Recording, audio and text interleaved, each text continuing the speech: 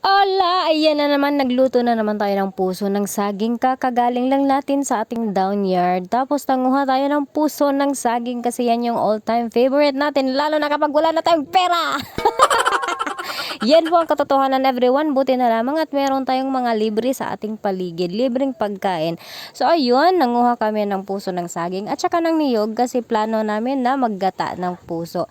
Ayan guys, binalatan na natin at hiniwa na natin ating puso ng saging. Tapos hahaluan po natin yan ng talbos ng kamote.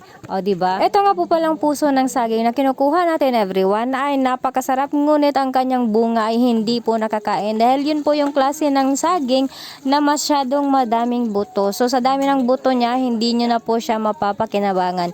Yung puso na lamang. So ayan, kahit na hindi siya napapakinabangan ay pinapadami at hinahayaan lang namin siya na tumubo sa aming downyard kasi napapakinabangan po natin ang kanyang puso. At in fairness din naman sa puso niya ay hindi po siya mapakla, everyone. Kaya ayan, binabalik-balikan po natin. Ginagawa po natin siyang patty, o di naman kaya ginigisa, o di naman kaya sinasalad, o di naman kaya ginataan. So ayan lamang, everyone. Thank you for watching. Bye!